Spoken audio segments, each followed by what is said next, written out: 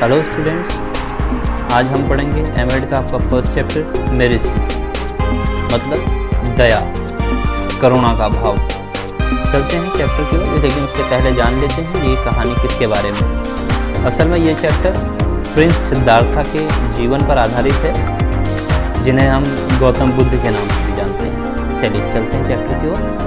In this world, people kill poor and innocent animals to fulfill their greed and selfishness. All this is a part of so-called religious practices, but how can we gain religious values if we have no mercy? क्या कहते हैं? इस संसार में लोग क्या करते हैं?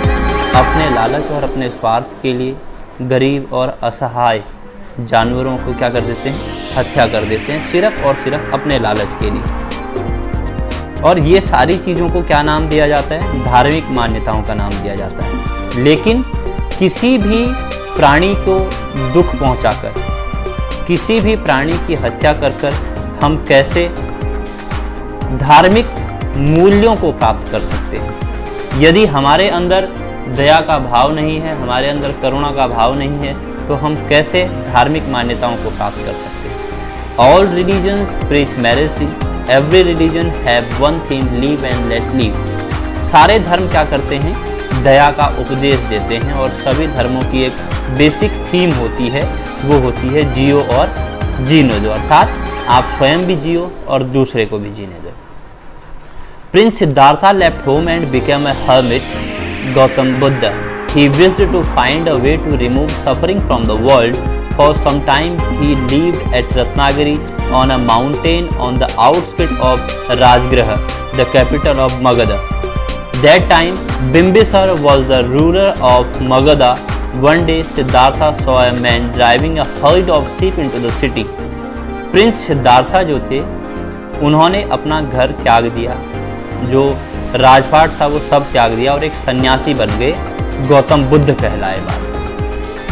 असल में उनके जो घर त्यागने का जो मुख्य कारण था, वो था इस संसार से लोगों की समस्याओं को दूर करने का समाधान ढूंढना, या फिर जो भी परेशानियां हैं उनको दूर करने का समाधान ढूंढने के लिए उन्होंने क्या किया? अपना घर त्याग दिया, राजपाट सब त्याग दिया। कुछ समय के लिए वो रत्नागिरी के पर्वतों में रहे, जो कि राजगृह के बाहरी साइड में था, जो कि मगध की राजधानी थी। उस समय बिंबिसर जो थे वो मगधा के महाराज थे। एक दिन की बात है, सिद्धार्था ने एक व्यक्ति को भेड़ों के झुंड को शहर की तरफ ले जाते देखा। He noticed one of the sheep limping. He went to the sheep and found that one of its foot was bleeding.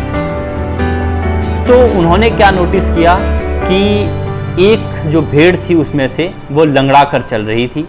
वो उस भेड़ के पास गए और उन्होंने पाया कि उसके एक पैर से क्या हो रहा है? खून बह रहा है।